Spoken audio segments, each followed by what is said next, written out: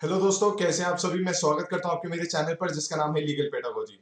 दोस्तों, जब मैं स्टूडेंट्स को बताता हूं कि इंडियन पॉलिटी पे उनका फोकस होना चाहिए जब भी वो ड्यू लॉ फैक्ट के एंट्रेंस की तैयारी करें या किसी भी 3 इयर्स एलएलबी एंट्रेंस की तैयारी करें या फिर क्लैट या बाकी अन्य लॉ एंट्रेंस की तैयारी करें, तो इंडियन पॉलिटी पे उनका फोकस जरूर होना चाहिए।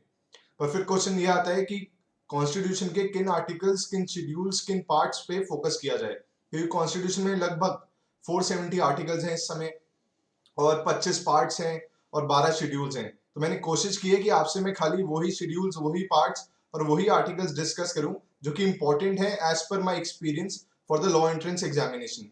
तो अगर आप इस चैनल पर नए हैं तो मैं आपसे रिक्वेस्ट करना चाहूंगा कि इस चैनल को जरूर सब्सक्राइब कर लें और वीडियो को ज्यादा से ज्यादा शेयर कर दें। तो आइए दोस्तों, शुरुआत करते हैं। ये पार्ट 1 है, बाकी पार्ट्स इसके बाद मैं डालता जाऊंगा जैसे कि मैंने करंट अफेयर्स में भी डाले थे। तो दोस्तों, पहला आर्टिकल जो कि आपको पता होना चाहिए वो है about the name and territory of the union. पर वो आपसे ये नहीं पूछेगा कि name and territory of union किस आर्टिकल में मेंशन्ड है।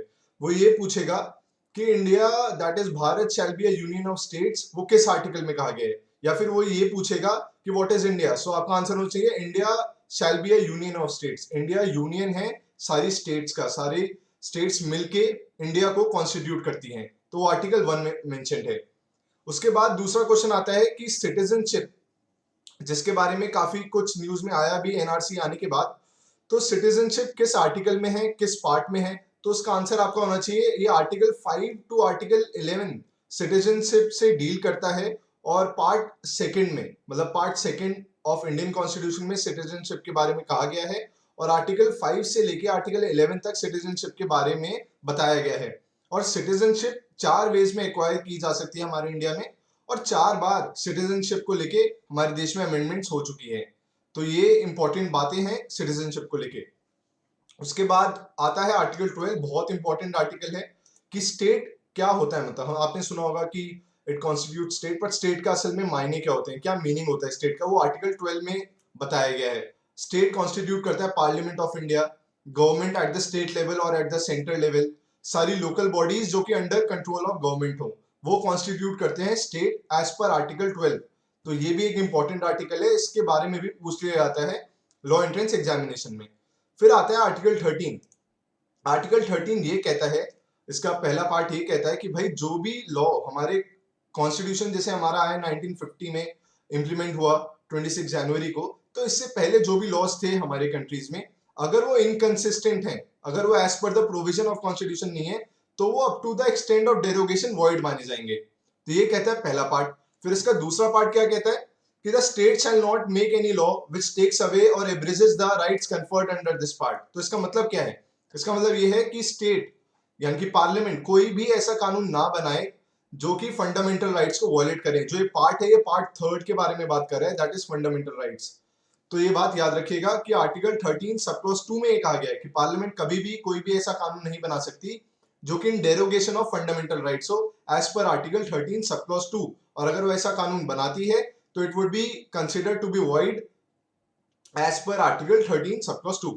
सो आर्टिकल 13 सब क्लॉज 3, एक और इंपॉर्टेंट आर्टिकल जो कि हमें पता होना चाहिए, वो ये कहता है कि लॉ क्या क्या होगा, किस किस चीजों को लॉज माना जाएगा। तो पहला है ऑर्डिनेंस, जो कि प्रेसिडेंट भी लाते हैं, गवर्नर भी लाते हैं इन द स्टेट लेवल। फिर orders, bylaws, rules, notification, customs, इन सभी को लॉ माना गया है as per article 13 sub clause 3। तो ये पूछ लिया जाएगा कि भाई custom, is custom a law? अगर लॉ है तो किस आर्टिकल में मेंशन्ड है? तो आर्टिकल है 13 सब क्लॉज 3। फिर अगला आर्टिकल है आर्टिकल 13 सब क्लॉज 4, जिसमें कहा गया amendment is not a law. Amendment, जैसे कि आप जानती हैं, हिंदी में इसका अनुवाद होता है संशोधन। और अमेंडमेंट को लॉ नहीं माना गया है as per article 13 sub clause 4। और अमेंडमेंट अंडर आर्टिकल 368 में मेंशन्ड है। तो इसको भी आप याद रखें, आर्टिकल 13 के बारे में ये सारी बातें हमें पता होनी चाहिए। अगला आता है एक और important article, that is article 14, which deals with equality before law and equal protection of law. The state shall secure equality before law and equal protection of law for every person. इसका मतलब ये है कि law equally apply होगा। ऐसा नहीं है कि मेरे ऊपर एक अलग कानून अप्लाई हो और होम मिनिस्टर या बाकी मिनिस्टर्स के ऊपर एक अलग कानून अप्लाई हो, ऐसा नहीं होता। हर कोई सामान्य माना गया है, हर कोई इक्वल माना गया है बिफोर द लॉ। और लॉ इक्वली प्रोटेक्ट भी करता है हर एक सिटीजन को, हर एक पर्सन को एक्चुअली, क्योंकि बहुत सारे आर्टिकल्स फॉरेनर्स पे भी अप्लाई होते हैं। तो there shall be equality before law, हर बंदा इक्वल है एज बिफोर द लॉ।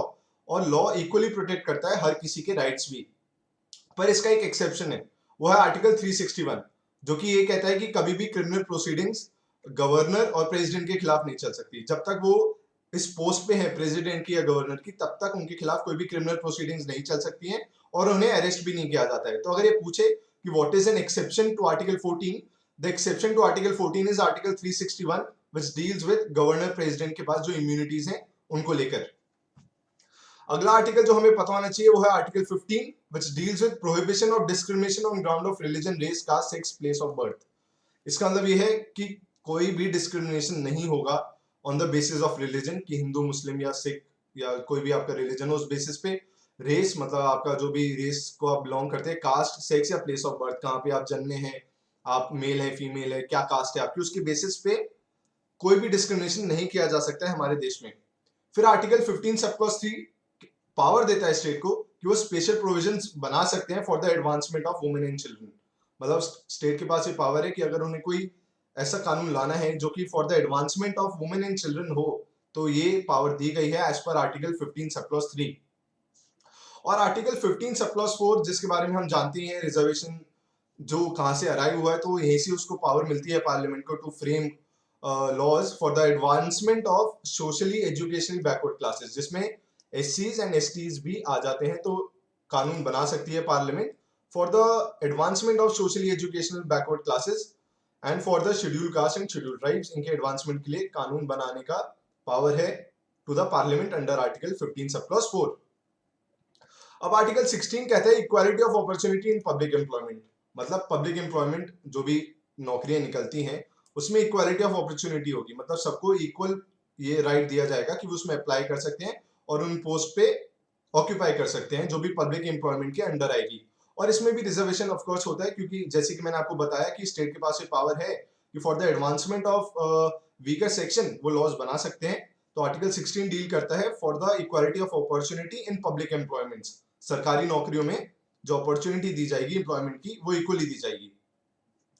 अब आते हैं आर्टिकल 17 पे जो कि डील करता है about the abolition of untouchability. मतलब छुआछूत जो पहले होता था हमारे देश में उसको लेकर ये कानून बनाया गया कि भाई कोई भी अनटचेबिलिटी अगर प्रैक्टिस करेगा तो उसके ऊपर पीनल लॉज अप्लाई होंगे और उसके ऊपर कार्रवाई की जाती है, बिकॉज आर्टिकल 17 एबॉलिश करता है हर फॉर्म ऑफ अनटचेबिलिटी को। अब आ जाते हैं एक और इंपॉर्टेंट आर्टिकल जो कि है एबॉलिशन ऑफ टाइटल्स।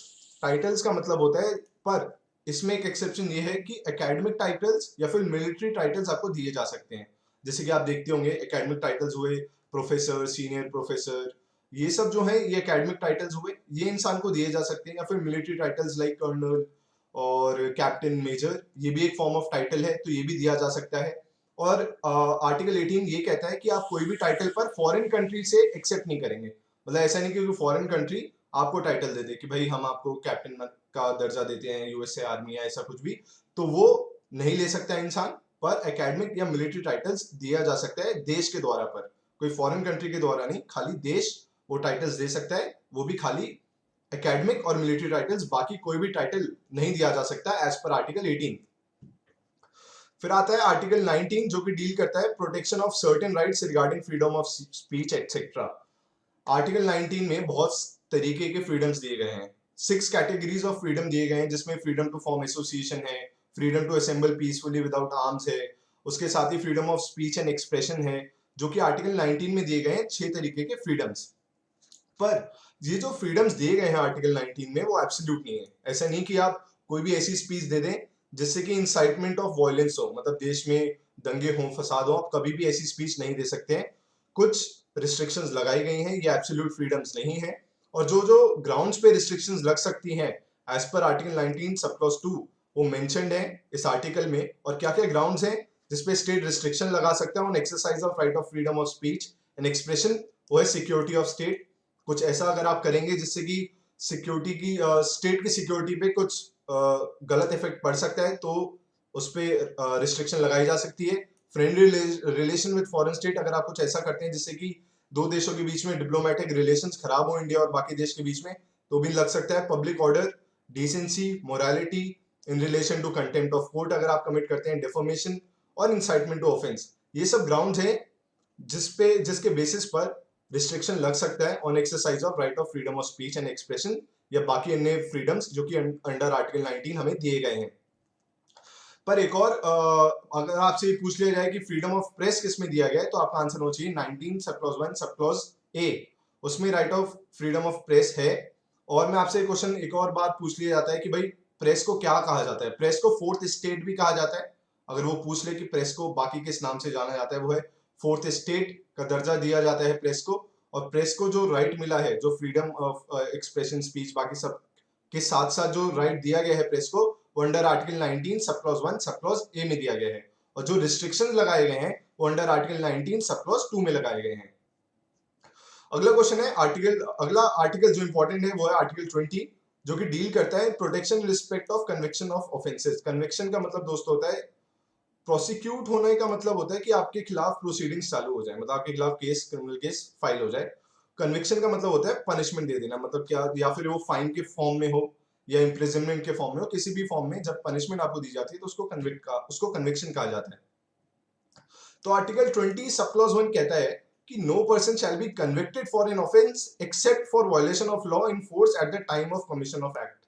इसका मतलब क्या है? इसका मतलब यह है कि एग्जाम्पल के तौर पे मैं दे रहा हूँ, और ऐसा एग्जाम्पल इसलिए दे रहा हूँ जिससे कि आपको याद रहे कि अगर आप एक लड़के हैं या फिर कोई लड़की है और आप किसी को प्रपोज करते हैं, पर अभी का कानून ये कहता है, अभी ये लॉ है कि भाई आप इसके लिए ऑफेंस इसको नहीं माना जाएगा, इसके खिलाफ कोई भी क्रिमिनल प्रोसीडिंग्स आपके खिलाफ नहीं मानी जाएंगी, क्योंकि ये लीगल है किसी को प्रपोज करना आज के टाइम पर कल ये कानून आ जाता है, आपने आज प्रपोज किया किसी को, पर कल ये कानून आ जाता है कि नहीं भाई, अब से किसी लड़का लड़की को प्रपोज करेगा तो वो ऑफेंस माना जाएगा। तो क्या आप इसके लिए कन्विक्ट हो सकते हैं? क्या आपके खिलाफ प्रोसीडिंग्स, क्रिमिनल प्रोसीडिंग्स इनिशिएट की जा सकती हैं?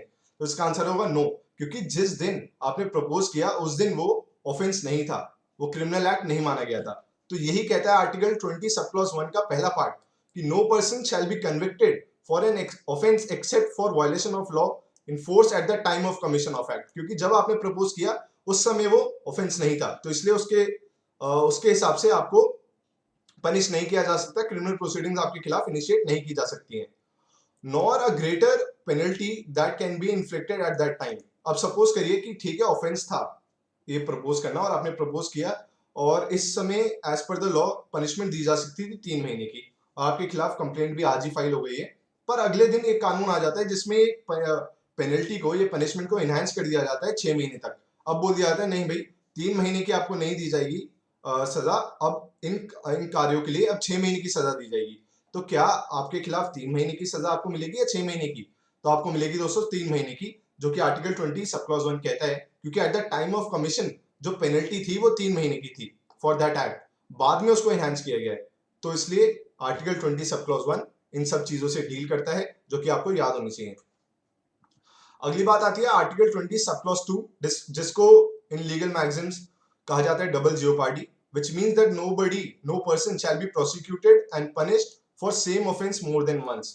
इसका मतलब क्या है कि जैसे आज आपने प्रपोज किया था, आपको सजा भी हो गई है और आप सजा काट के वापस आ गए हैं, तो अब क्या सेम पर्सन फिर से आपके खिलाफ वो डाल सकते हैं कि भाई नहीं अब इसको फिर से सजा दो? नहीं।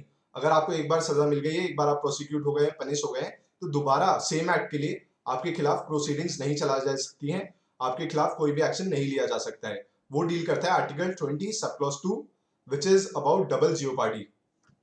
फिर आता है आर्टिकल 20 सब क्लॉज 3, जो ये कहता है no person accused of an offence. Accuse का मतलब दोस्तों होता है जब ये आपके खिलाफ प्रोसीडिंग्स चालू होती है तब तक आप खाली एक्यूज माने जाते हैं। जब पनिशमेंट दे दी जाती है, जब ये मान लिया जाता है कि हाँ आपने ही किया था ऑफेंस, तो आप कन्विक्ट माने जाते हैं। जब तक प्रोसीडिंग चल रही है, जब तक पनिशमेंट नहीं हुई है, जब तक ये साबित नहीं हो गया है कि आपने ऑफेंस किया है, तब तक आप एक्यूज हैं। तो no person accused of an offence shall be compelled to be a witness against himself. इसका मतलब ये है, इसको दूसरी भाषा में बोलते हैं सेल्फ इंक्रिमिनेशन, जो कि ये कहता है कि भाई जैसे आपने सुना भी होगा कि पुलिस कभी भी कंपेल नहीं कर सकती आपको कि भाई आप अपने खिलाफ गवाही दो। आपने देखा भी होगा, बहुत सारी सीरीज मूवीज में दिखाते हैं कि वो लाते हैं कि भाई लिख दे तू बयान कि हाँ तू नहीं किया है ऑफेंस। तो कंपेल करके आपको ये फोर्स नहीं किया जा सकता कि आप अपने खिलाफ ही विटनेस बन जाए कि हाँ भाई मैं नहीं किया था। पर अगर आप वॉलेंटरीली खुद अपनी इच्छा से देते हैं बयान कि हाँ जी मैंने ही ऑफेंस किया है, तो उसको आर्टिकल 20 सब क्लॉज 3 में नहीं माना जाएगा, क्योंकि आर्टिकल 20 सब क्लॉज 3 कहता है कंपेल्ड, मतलब फोर्स किया जाए। अगर फोर्स किया जाए मारपीट के बाकी तरीकों से कि नहीं भाई तुम अपने खिलाफ गवाही दो, तो आर्टिकल 20 सब क्लॉज 3 उसमें ऐड करता है which deals with self incrimination that no person shall be compelled to be a witness against himself. अपने खिलाफ गवाही देने नहीं कंपेल किया जा सकता किसी को भी पर्सन को कि वो अपने खिलाफ ही गवाही दे। अब हम आते हैं बहुत ही इंपॉर्टेंट आर्टिकल जो कि है article 21 which talks about right to life and personal liberty। और आर्टिकल 21 ये कहता है कि no person shall be deprived of life and personal liberty except according to procedure established by law। तो इसका मतलब ये हुआ कि भाई, और लाइफ का मतलब ये नहीं है कि बेयर एनिमल एग्जिस्टेंस, ये नहीं कि एक एनिमल के तौर पे रहना, but to live with a human dignity. एक ह्यूमन डिग्निटी सेल्फ रिस्पेक्ट के साथ रहने को लाइफ माना जाता है, और लिबर्टी का मतलब आजादी होती है। बट एक वर्ड है except according to procedure established by law. अब इसका मतलब ये नहीं है कि अगर किसी बंदे को सजा दी जाए और उसको जेल भेज दिया जाए तो ये नहीं कह सकता कि अरे भाई मुझे तो right protection of life and personal liberty है एज पर आर्टिकल 21, क्योंकि except according to procedure established by law. पूरा प्रोसीजर अगर लागू किया गया है उसको सजा देने में, तो वो फिर इसके प्रोटेक्शन नहीं ले सकता है। और लाइफ का मतलब बेयर एनिमल एग्जिस्टेंस नहीं है, it means right to live with human dignity. और एक और चीज जो इसमें ऐड ऑन हुई वो ही थी article 21 sub clause A which talks about right to education. ये आया था 86th अमेंडमेंट ऑफ 2002, जिसमें बोला गया कि स्टेट शैल प्रोवाइड, स्टेट के ऊपर ये ऑब्लिगेशन इंपोज की गई कि भाई you should provide free and elementary education from 16 to 14, 6 साल से लेके 14 साल के बच्चे तक स्टेट के ऊपर ये कंपल्शन है कि वो उसको फ्री और कंपल्सरी एजुकेशन प्रोवाइड करें as per article 21 sub clause ए। और 86th अमेंडमेंट ऑफ 2002 के बाद ये राइट लाया गया था अंडर आर्टिकल 21। तो दोस्तों ये पार्ट 1 था ऑफ इंपॉर्टेंट आर्टिकल्स। बाकी आने वाली वीडियोस में मैं बाकी जो इंपॉर्टेंट आर्टिकल्स हैं from exam point of view वो आपके साथ शेयर करूंगा, जो इंपॉर्टेंट शेड्यूल्स हैं वो भी शेयर करूंगा, और उसके साथ ही साथ इंपॉर्टेंट पार्ट्स। और ये भी शेयर करूंगा कि जब मैंने ड्यू लॉ फैक्ट का एंट्रेंस निकाला था with all India rank of 6, या फिर क्लैट निकाला था after 12th with all India rank of 541, तो मेरी क्या स्ट्रैटेजी रही थी। मैं ये नहीं कहता हूँ कि मेरी स्ट्रैटेजी आप फॉलो करें, पर मैं आपको जरूर अपनी स्ट्रैटेजी के बारे में बताना चाहूंगा। तो अगर आप इस चैनल पर नए हैं तो जरूर इस चैनल को सब्सक्राइब कर लीजिएगा और वीडियो को ज्यादा से ज्यादा शेयर कर दीजिएगा। Thank you so much.